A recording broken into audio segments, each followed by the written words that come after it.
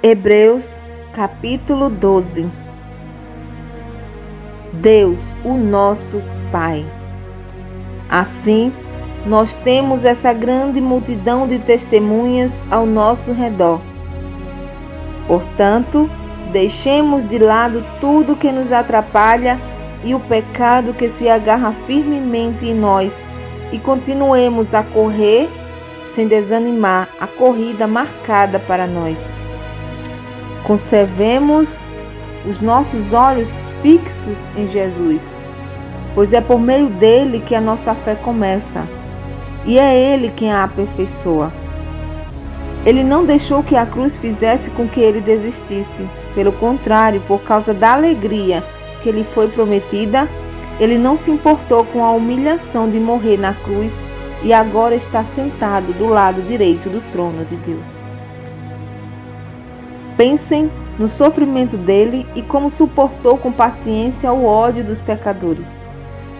Assim, vocês não desanimem nem desistam, porque na luta contra o pecado, vocês ainda não tiveram de combater até a morte. Será que vocês já esqueceram as palavras de encorajamento que Deus lhe disse, como se vocês fossem filhos dele? Pois ele disse: prestem atenção, meu filho, quando o Senhor o castiga, e não se desanime quando ele o repreende, pois o Senhor corrige quem ele ama e castiga quem ele aceita como filho. Suportem o sofrimento com paciência como se fosse um castigo dado por um pai, pois o sofrimento de vocês mostra que Deus os está tratando como seus filhos. Será que existe algum filho que nunca foi corrigido pelo pai? Se vocês não são corrigidos, como acontece com todos os filhos de Deus, então não são filhos de verdade, mas filhos ilegítimos. No caso dos nossos pais humanos, eles nos corrigiam e nós os respeitávamos. Então devemos obedecer muito mais ainda ao nosso Pai Celestial e assim viveremos. Os nossos pais humanos nos corrigiam durante pouco tempo, pois achavam que isso era certo. Mas Deus nos corrige para o nosso próprio bem, para que participemos da sua santidade. Quando somos corrigidos, isso no momento nos parece motivo de tristeza e não de alegria.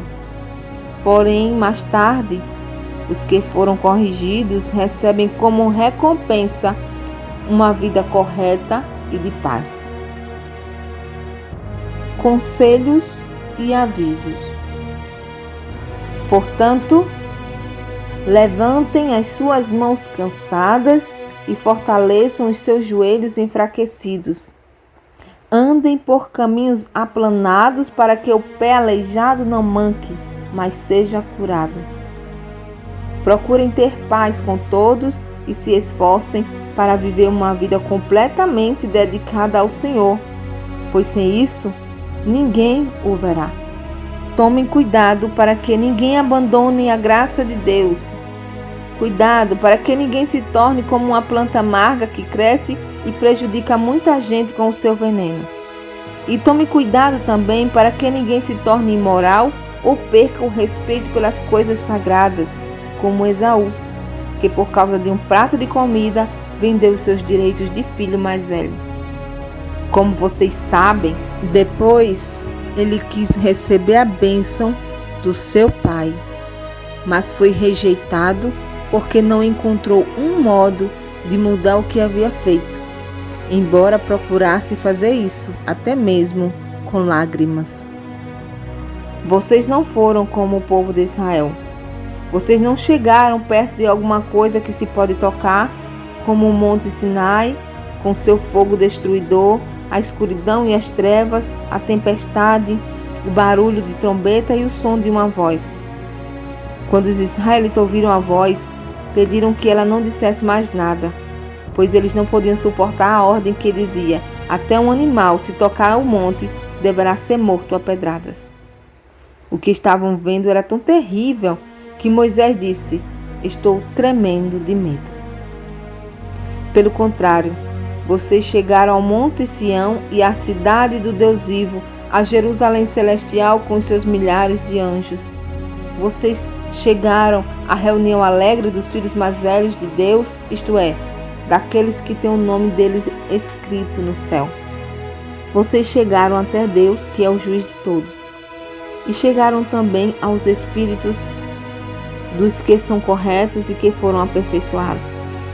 Vocês chegaram até Jesus, que fez a nova aliança e que borrifou o sangue que fala de coisas muito melhores do que o sangue de Abel. Portanto, tenham cuidado e não recusem ouvir aquele que fala. Aqueles que recusaram ouvir a pessoa que entregou a mensagem divina na terra não puderam escapar. Por isso, muito menos escaparemos nós se rejeitarmos aquele que lá do céu nos fala.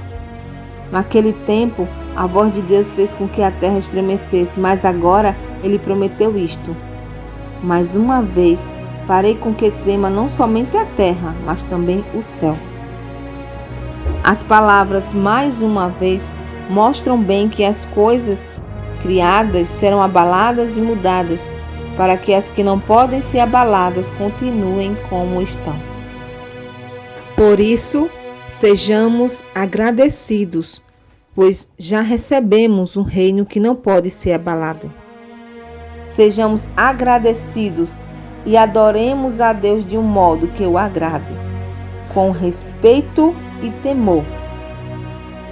Porque, na verdade, o nosso Deus é um fogo destruidor. Amém? Que Deus abençoe a todos, em nome de Jesus.